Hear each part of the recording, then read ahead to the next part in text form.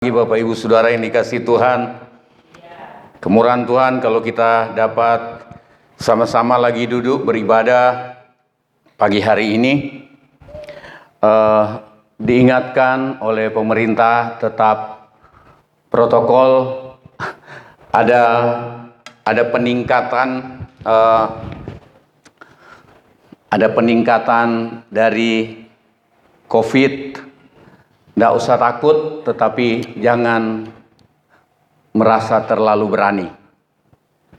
Itu mungkin lebih tepat. Puji Tuhan.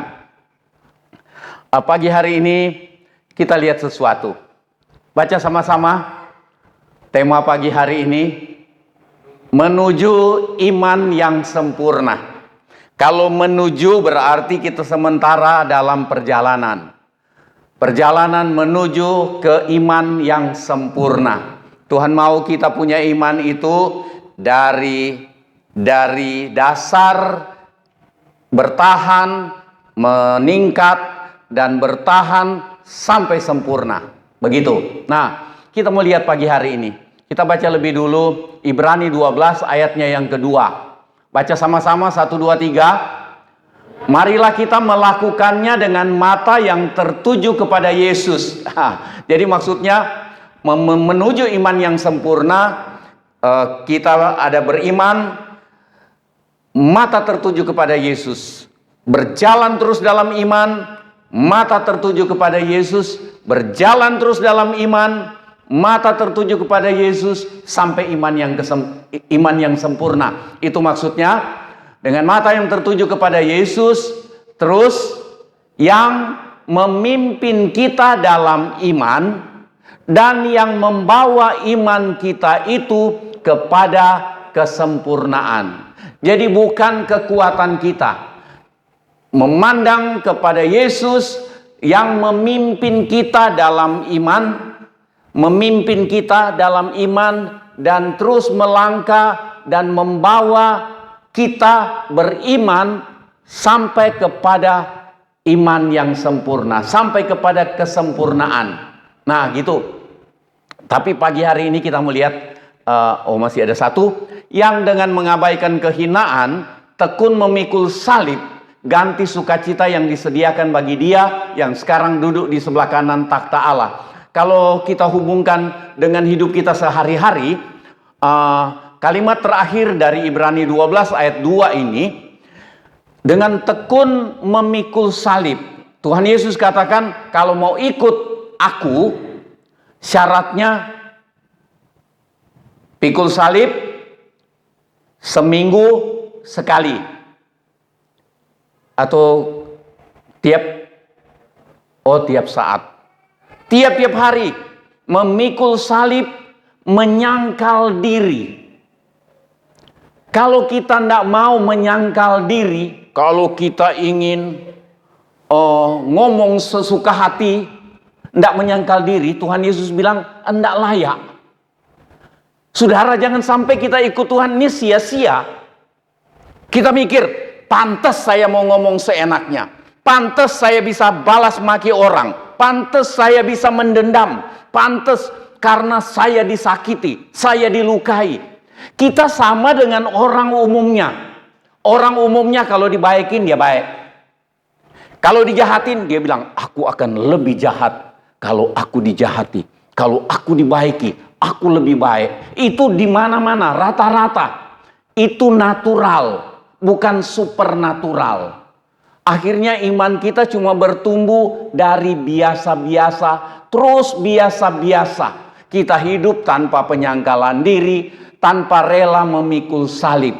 Memikul salib artinya kita alami sesuatu kerugian yang bukan karena salah kita. Rela pikul salib. Jadi syarat untuk ikut Tuhan, pikul salib, sangkal diri tiap-tiap hari dan terus mengikuti Tuhan. Amin. Saudara, ini sangat penting karena nyangkut keselamatan saudara dan saya. Nyangkut keselamatan, dan seringkali karena kita mau rela menyangkal diri pikul salib tiap-tiap hari, dari situ seringkali berkat muncul. Berkat materi yang kita utamakan berkat rohani. Tapi tidak bisa disangkal di dunia ini kita perlu materi. Jadi kita berharap juga berkat materi ada.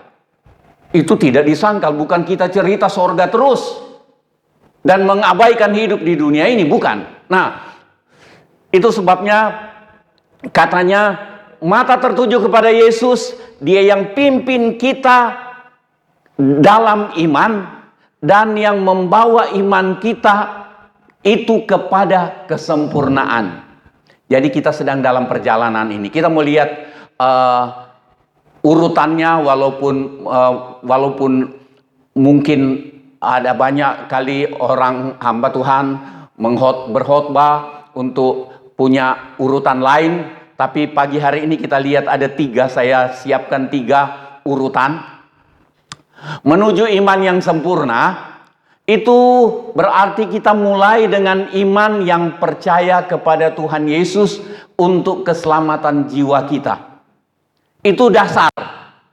Jadi iman, kita dengar firman Tuhan, kita baca firman Tuhan, kita percaya dan beriman bahwa Yesus mati buat dosa saya. Kalau saya datang terima Dia sebagai Tuhan dan Juru Selamat, saya selamat. Itu iman dasar. Iman dasar.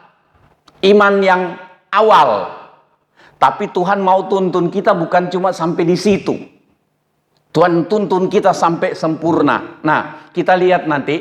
Tapi ini menuju iman yang sempurna mulai dengan iman yang percaya kepada Tuhan Yesus yang disalibkan, menebus dosa saya untuk keselamatan saya. Kemudian setelah itu kita bertahan. Bertahan dalam iman, bertahan percaya kepada Tuhan Yesus. Saudara datang beribadah, itu sebagai satu langkah kita mempertahankan iman. Karena kita dibina dengan firman, dibina dengan persekutuan, dibina dengan pujian dan penyembahan kita supaya kita bertahan dalam iman. Nah, untuk bertahan dalam iman, kemudian ketika kita bertahan, maka kita mulai tumbuh. Bukan lagi sekedar percaya dan selamat, tapi kita mulai bertumbuh. Iman kita mulai dilatih, diajar untuk bertumbuh. Dituntun dengan kebenaran firman, oleh tuntunan Roh Kudus, oleh kekuatan dari Tuhan, oleh bimbingan, tuntunan dari Tuhan. Begitu. Nah, kita mau lihat. Yang pertama, iman atas keselamatan melalui pengorbanan Tuhan Yesus. Itu iman yang dasar tadi saya bilang. Nah, coba lihat Injil Markus 16 ayat 15.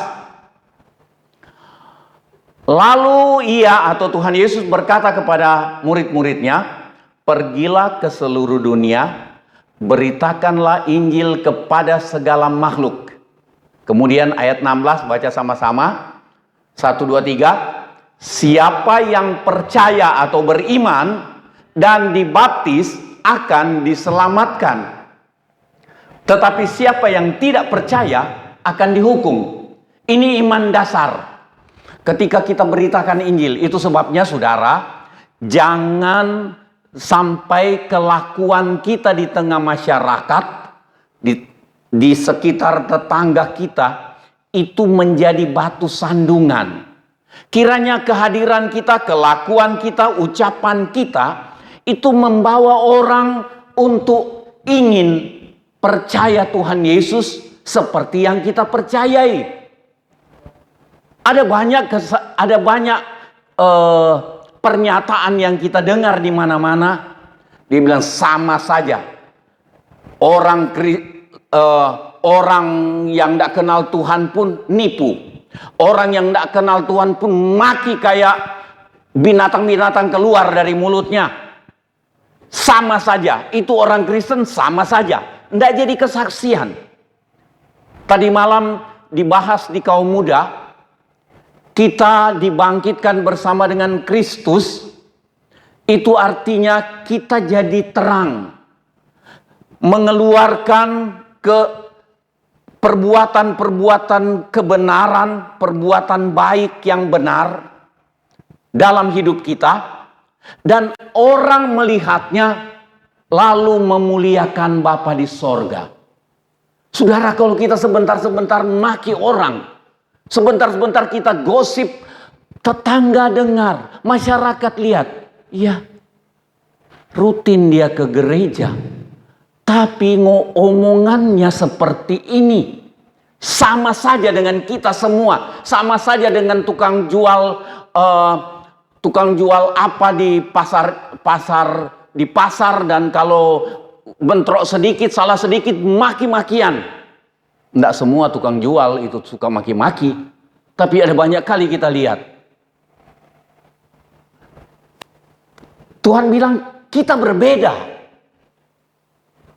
Berarti iman tidak tumbuh.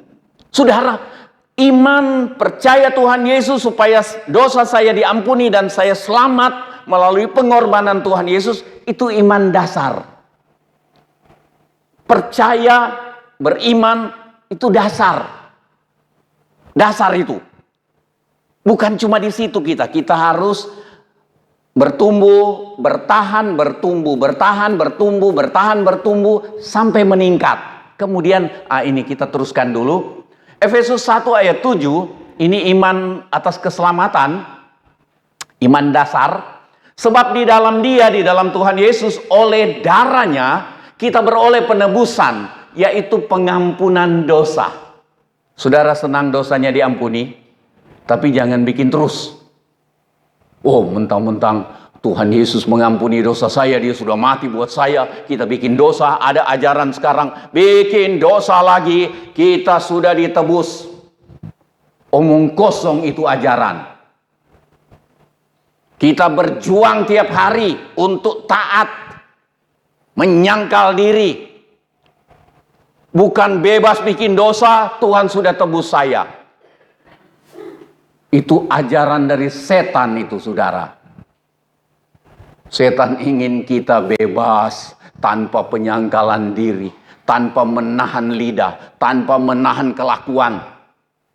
Kalau kita menyangkal diri, semua kita serba sangkal. Rela menyangkal diri.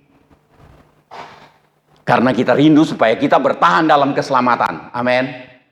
Nah, itu. Jadi iman atas keselamatan melalui pengorbanan Tuhan Yesus. Di dalam Dia, oleh darahnya kita beroleh penebusan, yaitu pengampunan dosa, dan kita selamat. Itu dasar. Nah, kemudian yang kedua,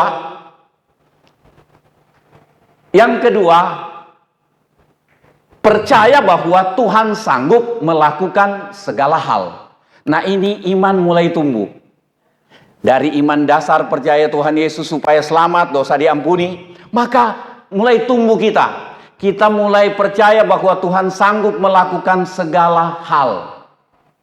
Saudara mesti percaya Tuhan sanggup melakukan segala hal. Tuhan sanggup tolong saudara. Jadi kita baca ayatnya dulu, Ayub 42. Ayub 42, baca sama-sama. 1, 2, 3.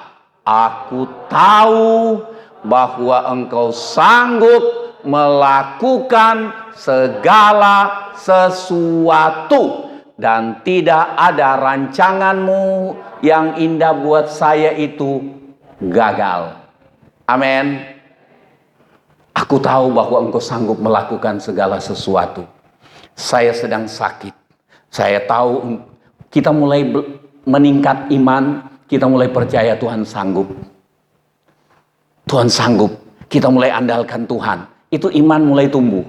Dan saya percaya kita sudah tumbuh sampai di situ. Sudah tumbuh sampai di iman yang percaya Tuhan sanggup. Walaupun masih jatuh bangun. Kadang-kadang percaya, kadang-kadang enggak. Itu sebabnya kadang-kadang kita nurut, kadang-kadang kita lawan firman Tuhan. Tapi jangan kita jadi seperti itu. Kita ingin supaya kita nurut dan terus menurut. Amin. Untuk bertumbuh perlu ketaatan. Perlu ketaatan. Tanpa ketaatan kita tidak akan tumbuh. Dan bisa-bisa tidak selamat. Nah, Aku tahu bahwa engkau sanggup melakukan segala sesuatu dan tidak ada rencanamu yang gagal. Jadi kita mulai tumbuh percaya kita. Saya dalam kegagalan, Tuhan tidak pernah gagal. Tuhan sanggup melakukan segala sesuatu untuk menolong saya. Kita mulai berdoa, oh Tuhan, saya tidak berdaya. Bukan dengan kekuatan saya hadapi ini. Saya sedang gagal, saya sedang terpuruk, saya sedang sakit, saya sedang susah, saya sedang bingung, saya sedang khawatir. Kita mulai percaya, saya tidak mau khawatir karena engkau beserta dengan aku. Amin. Ada hal menakutkan, saya tidak mau takut karena engkau besertaku.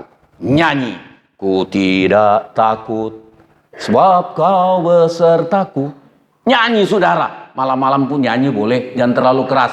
Tetangga terganggu, nanti dia datang gedor pintu rumah kita. Tapi iman mulai tumbuh. Iman mempercayai bahwa walaupun sudah tidak mungkin bagi manusia, tetapi mungkin bagi Tuhan. Sakit sudah dibilang dokter, ini susah dan segala macam. Tuhan, saya masih percaya, berharap kepadamu. Iman mulai meningkat. Dalam keadaan kegagalan, dalam keadaan difitnah. Kalau difitnah diceritakan tidak benar, disebarkan kemana-mana, itu udah bonyok. Terus apa saya mau masukkan koran dan masukkan televisi? Pengumuman, cerita yang beredar mengenai pendeta air tumangkeng itu tidak betul. Tidak ada. Tapi ketika kita percaya, engkau bela. Entah bagaimana caranya, tetapi saya percaya engkau pembelaku. Allah pembelaku. Wah, Tuhan yang membela. Daud berkali-kali dia katakan, belalah perkaraku ya Tuhan. Biarlah orang-orang yang memfitnah aku, ucapan mulut mereka menimpa kepala mereka. Daud berdoa sadis juga. Itu sudah keterlaluan rupanya. Saudara tidak tahu Daud lihat musuh-musuhnya dibalas oleh Tuhan atau tidak. Tetapi dia percaya pembalasan adalah hak Tuhan. Iya kan? Jadi kita ngomong ke Tuhan aja. Jangan datang ngomong ke orang yang bersalah itu. Kiranya engkau dikotoki dan mampus, kepalamu pecah, segala macam. Enggak, bilang aja ke Tuhan.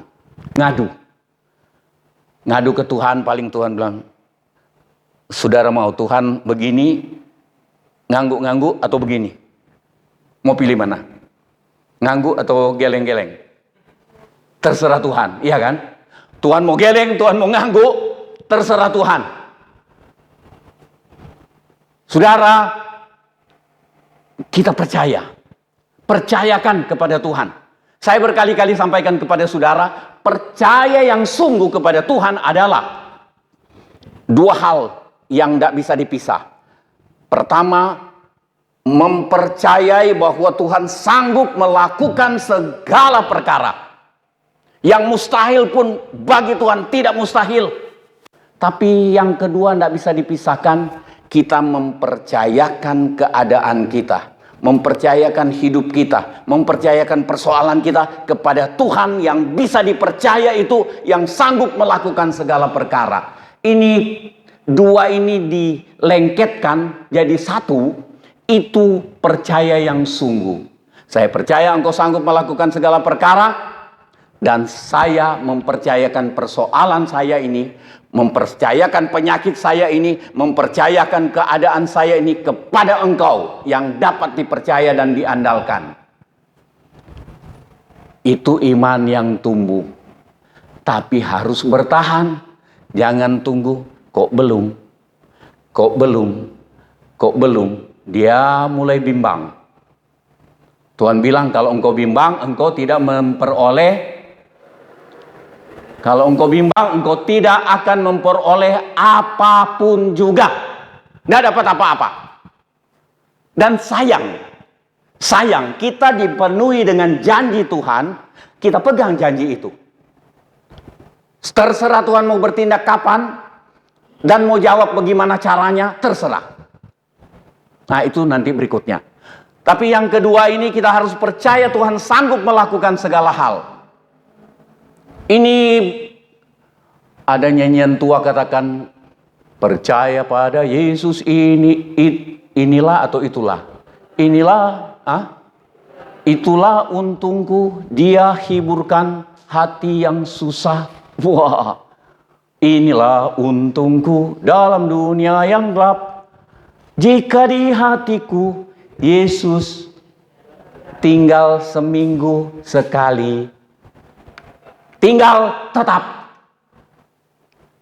Nyanyian lama itu minggu depan siapa yang puji-pujian nyanyikan itu. Percaya pada Yesus itulah untungku, dia hiburkan hati yang susah. Kalau susah, kita punya susah, senyum aja susah sekali. Terus tanya ke diri sendiri, masih ada Yesus enggak di hati saya? Atau tinggal di otak saya? Tinggal saya sangka ada Yesus, tapi sudah enggak ada. Enggak mampu lagi senyum. Sudah terlalu susah tanggungannya. Jengkel lah, apalah. Saudara sayang, Tuhan siapkan kita untuk hidup dekat Allah. Aku gelisah, aku tenang. Kita harus percaya ini. Ayub 42 ayat 2 ini. Nah, lihat ada satu hal lagi. Kita percaya mengenai kemampuan Tuhan. Matius 9 ayat 28. Setelah Yesus masuk ke dalam sebuah rumah, datanglah dua orang buta itu kepada Yesus, dan Yesus berkata kepada mereka, percayakah kamu bahwa aku dapat melakukannya?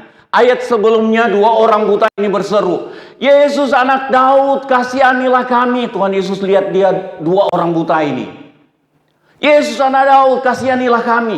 Ketika Tuhan Yesus masuk satu rumah, datang dua orang buta itu. Mungkin nggak tahu minta dituntun orang atau bagaimana. Mungkin mereka ada di luar pintu rumah Tuhan Yesus, di mana Tuhan Yesus masuk. Mereka tetap teriak, Yesus anak Daud, kasihanilah kami. Langsung Tuhan Yesus tanya, percayakah kamu bahwa aku sanggup melakukannya? Baca sama-sama. Tuhan Yesus katakan, percayakah kamu bahwa aku dapat melakukannya? Mereka menjawab, tuh ganti saya menjawab. 1, 2, 3.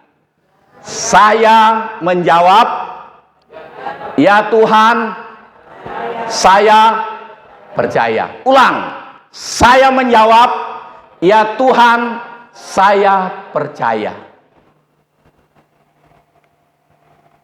Entah buta sejak kecil, entah buta karena sakit, kemudian jadi buta. Seperti tidak ada harapan. Mungkin bukan seperti lagi. Tidak ada harapan. Tuhan Yesus lewat. Bukan kebetulan. Tuhan Yesus lewat. Tuhan Yesus datang lewat dalam hidup kita.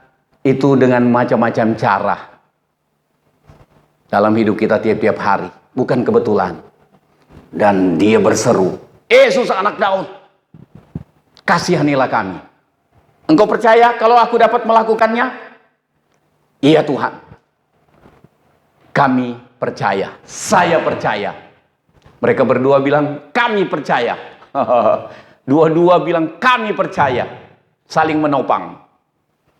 Saudara, tidak ada salahnya kita saling menopang. Saling menopang dalam doa, saling menopang untuk memberi semangat. Ya Tuhan, kami percaya.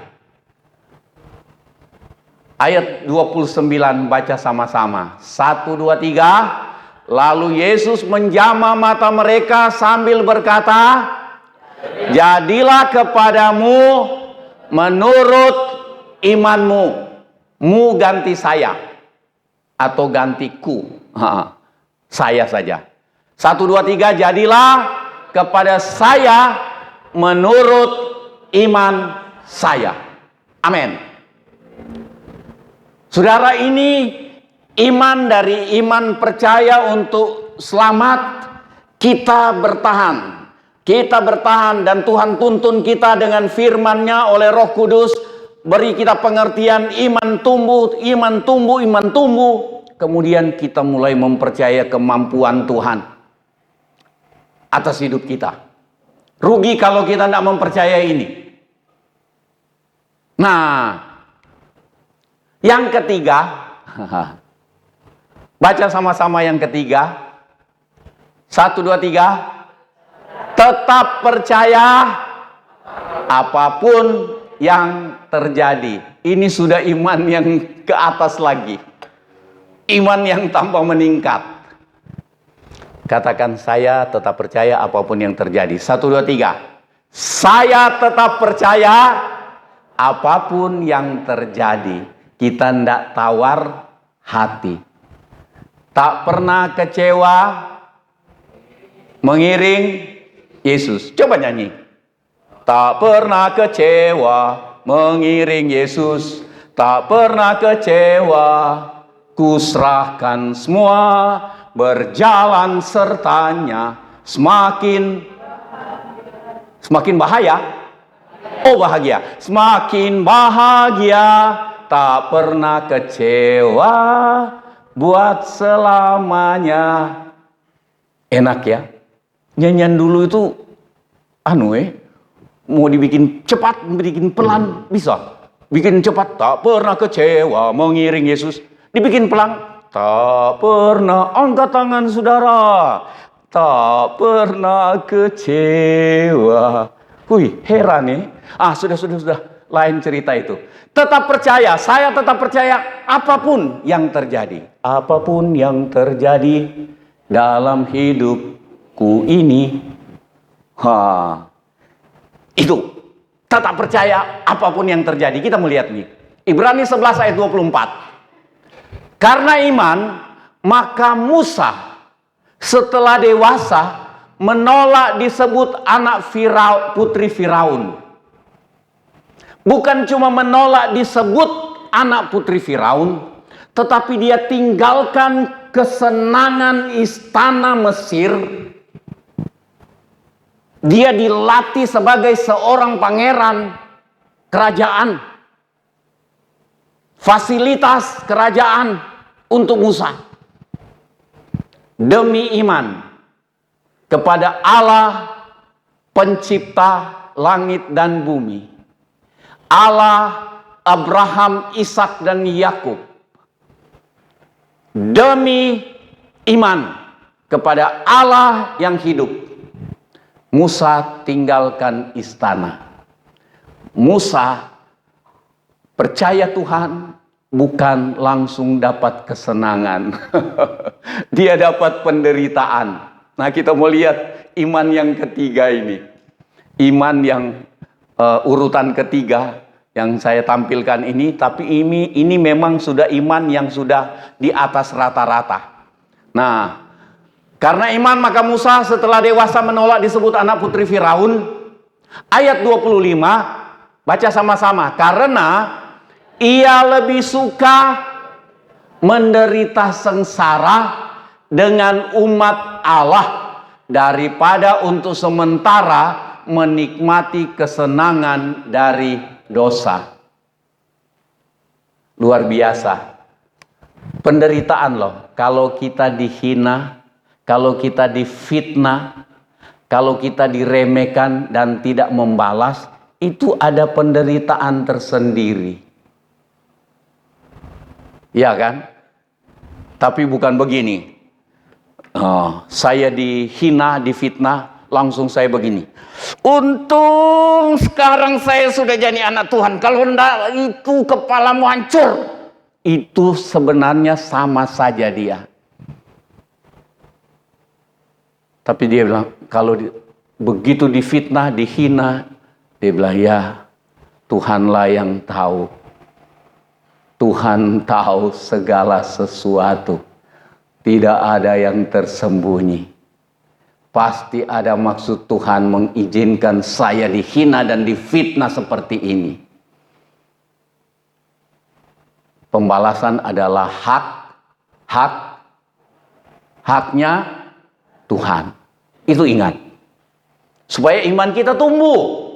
Kalau kita pembalasan hak Tuhan, tapi tunggu dulu. Ini sudah keterlaluan. Tuhan terlalu lambat membalas. Tak balas dulu. Peng! Selanjutnya, engkau balas sisanya ya Tuhan. Tidak ada. Tuhan kalau balas, sempurna. Kalau kita yang balas, tidak adil. Malah kita turun. Jadi sama dengan yang menghina. Jadi sama dengan yang memfitnah. Sayang, akhirnya kita tidak tumbuh-tumbuh. Kita tidak alami iman yang Tuhan rancang. Untuk dari iman dasar meningkat, percaya Tuhan sanggup melakukan segala perkara, kemudian kita sampai kepada tingkatan iman, apapun yang terjadi, saya tetap beriman dan percaya kepada Tuhan, dan saya tidak mau mengeluh. Ini sudah tingkatan iman yang lebih tinggi. Nah, kita lihat Kisah Para Rasul. Wah, ini kecil saya taruh. Mungkin saya ke sini sebentar. Nah,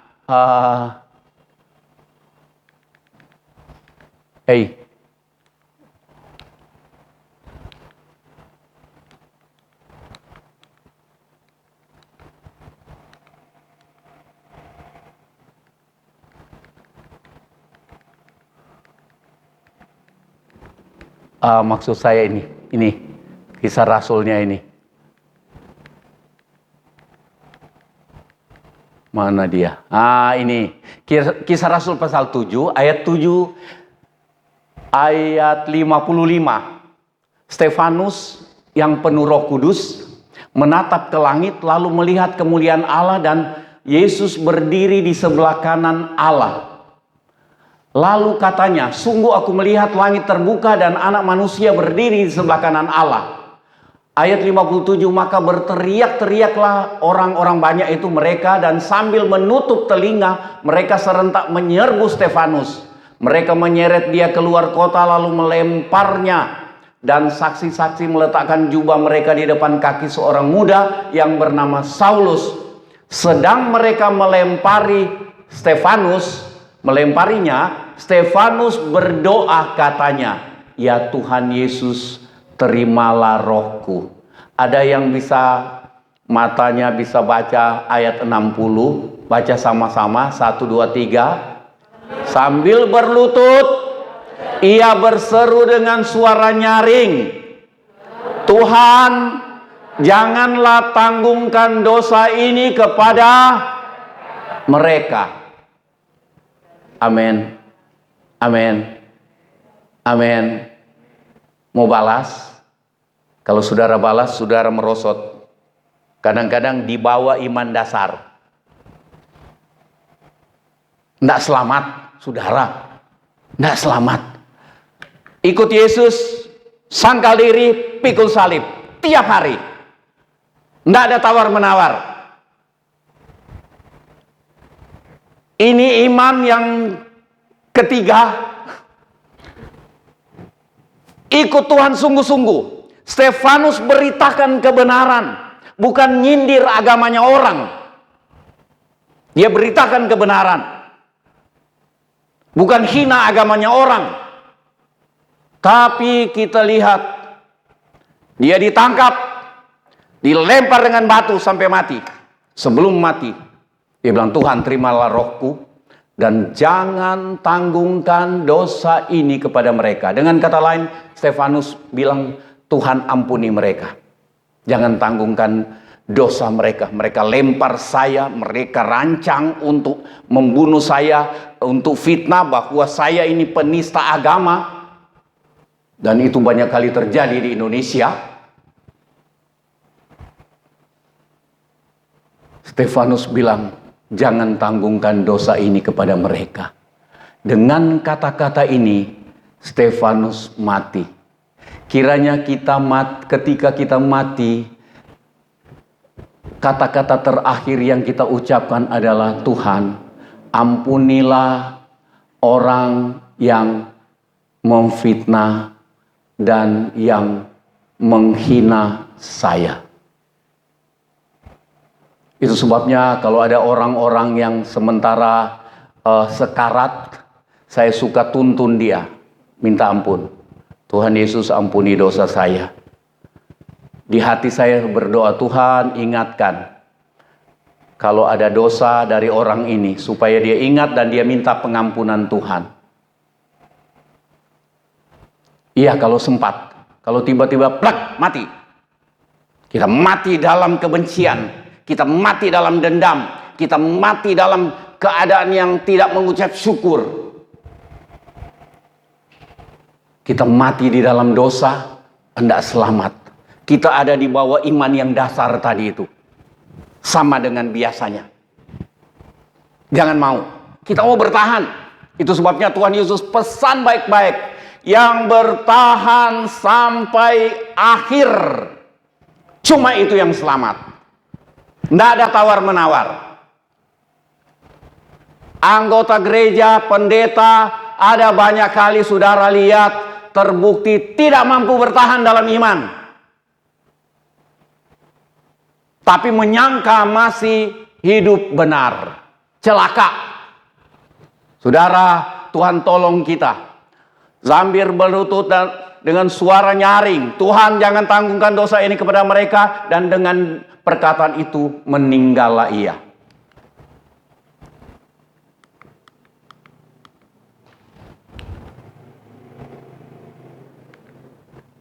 Nah, sudah terlalu, sudah lewat. Ya, ini kita sudah baca kisah para rasul tadi, ayat 58 diseret keluar, orang benar, beriman, tapi diseret, kemudian dilempar dengan batu, dilempar sampai mati, dan kita lihat kemudian Daniel 3. Untuk orang yang percaya sungguh. Dia dari percaya untuk selamat, diampuni dosa dan selamat. Dia mulai percaya Tuhan sanggup melakukan segala perkara. Kemudian dia sampai kepada yang ketiga, rela menghadapi segala sesuatu. Demi iman. Dengan iman, dia rela hadapi apapun juga. Daniel 3 ayat 17. Ini 3 pemuda Ibrani. Dalam bahasa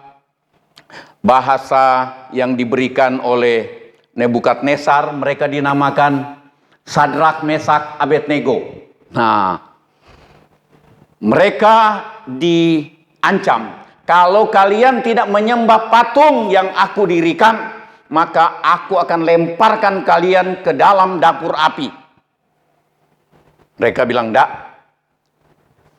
Ini jawaban mereka. Jika Allah kami, Raja Nebukadnezar nantang, dia bilang, Allah mana yang bisa lepaskan kalian? Wah. Kalau sekarang kita sudah tahu akibat akhir dari peristiwa ini, kita sudah senang karena Tuhan akan tolong. Tetapi Sadrak, Mesak, Abednego, Tuhan tidak bisik. Tidak usah takut ya. Tidak usah takut. Karena aku yang akan tolong kamu dengan cara luar biasa. Tidak ada pesan begitu. Mereka rela. Mereka jawab begini kepada raja. Jika Allah kami yang kami puja sanggup melepaskan kami, maka ia akan melepaskan. Dari perapian yang menyala-nyala itu. Dan dari dalam tanganmu ya raja. Baca ayat 18 sama-sama. 1, 2, 3. Tetapi seandainya tidak, hendaklah Tuanku mengetahui ya Raja, bahwa kami tidak akan memuja dewa Tuanku dan tidak akan menyembah patung emas yang Tuanku dirikan itu. Ini iman yang mau berdiri teguh dalam kebenaran apapun yang terjadi. Menuju iman yang sempurna. Yang pertama tadi, iman atas keselamatan melalui pengorbanan Tuhan Yesus supaya kita selamat. Kemudian percaya bahwa Tuhan sanggup melakukan segala hal. Kalau pagi hari ini ada kita yang sakit, percayai Tuhan ada dan kuasanya tidak berubah. Saudara yang sedang alami persoalan, percayai Tuhan mampu. Tangkap apa yang Tuhan taruh di hati saudara untuk dilakukan, mengatasi keadaan yang sedang saudara hadapi, mengatasi kesulitan, kesukaran yang saudara sedang hadapi.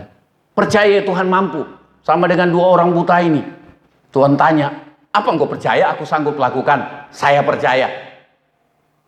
Saya percaya Tuhan. Katakan itu ketika saudara di rumah dan berdoa, saya percaya engkau sanggup tolong saya. Tetapi kita mau belajar juga melihat kepada iman yang selanjutnya. Iman yang lebih tinggi lagi levelnya. Tetap percaya apapun yang terjadi. Baca sama-sama yang merah itu. 1, 2, 3. Bertahan dalam iman apapun yang terjadi. Baik iman yang dasar, percaya untuk keselamatan. Apapun yang terjadi, kita mau bertahan dalam iman supaya selamat. Amin. Apapun yang sedang terjadi, ada penyakit, ada kesukaran, ada kerugian, ada gangguan di usaha pekerjaan kita. Kita percaya Tuhan sanggup untuk menolong. Percaya itu dibina dan terus dibina percaya itu sampai kita tiba ke iman yang apapun yang terjadi, Tuhan tidak tolong pun, seperti Stefanus, seperti Sadrak, Mesak, Abednego, seperti Tuhan tidak tolong.